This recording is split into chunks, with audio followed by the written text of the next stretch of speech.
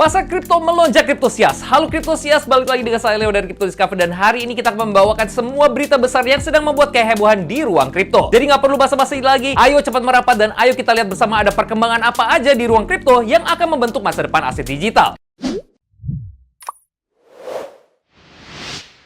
Pertama, update dari White House yang menyelenggarakan Crypto Summit pertamanya di hari Jumat tanggal 7 Maret. Para pemimpin industri, regulator, dan investor berkumpul untuk membahas regulasi, adopsi, dan masa depan kripto di Amerika Serikat. Ini merupakan momen bersejarah menandakan kalau aset digital menjadi prioritas di pemerintahan. Dengan SEC dan lembaga lain mengubah pandangan mereka mengenai aset digital, ini bisa menjadi awal untuk kejelasan regulasi yang lebih baik dan integrasi mainstream. Ngomong-ngomong tentang keterlibatan institusional, CME, entitas terpercaya di dunia keuangan, menyetujui Solana Futures, sebuah langkah besar menuju pengadopsian yang lebih luas. Persetujuannya terhadap Solana Futures menandakan kalau pelaku institusional menganggap serius Solana. Dengan itu, Solana sekarang bergabung dengan Bitcoin dan Ethereum di pasar futures yang teregulasi, yang juga melegitimasi posisinya di ekonomi kripto. Peluncuran Solana Futures oleh CME di tanggal 17 Maret memperkuat kasus untuk spot Solana ETF, mengikuti tren Bitcoin dan juga Ethereum, dan melihat pola sebelumnya, pengenalan produk futures seringkali menjadi indikasi positif untuk persetujuan ETF spot yang berpotensi mendatangkan lebih banyak arus masuk uang institusional. Sementara itu, di sisi ETF, BlackRock mengambil langkah besar. Bitcoin ETF BlackRock melihat peningkatan permintaan institusional dan sekarang mereka mengintegrasikan Bitcoin ke dalam model portfolio mereka. Artinya penasehat investasi dan manajer kekayaan yang menggunakan produk BlackRock sekarang akan terekspos terhadap Bitcoin sebagai kelas aset. Ini bisa mengubah industri kripto karena BlackRock mengelola lebih dari 150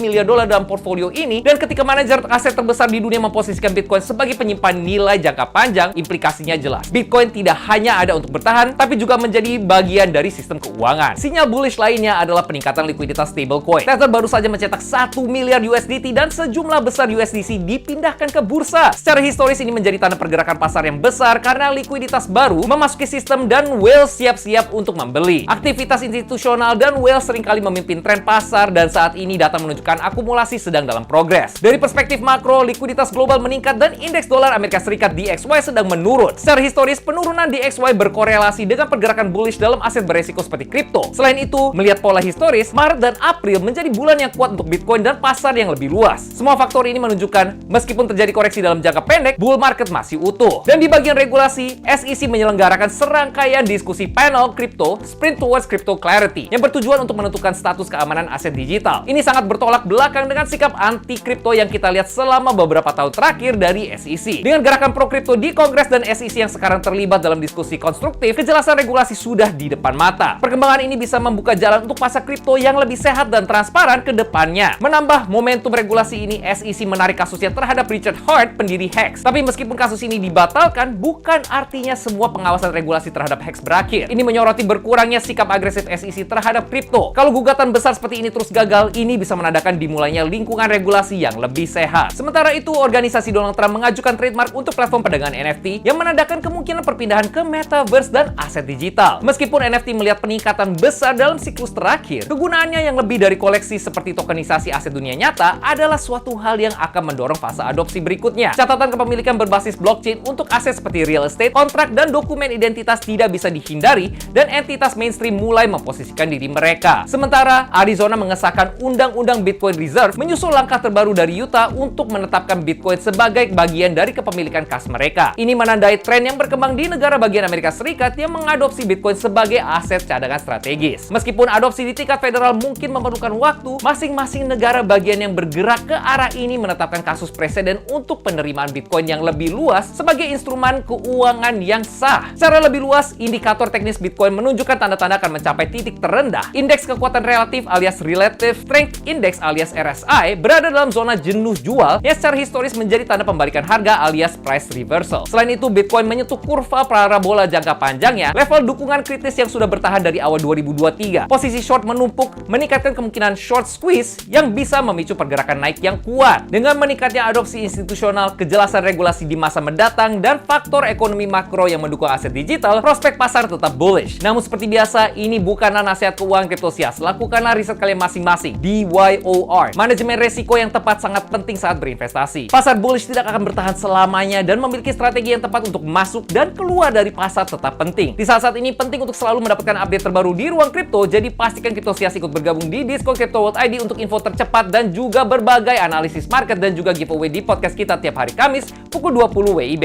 Linknya ada di kolom deskripsi, jadi tinggal diklik aja. Jian Kriptosias!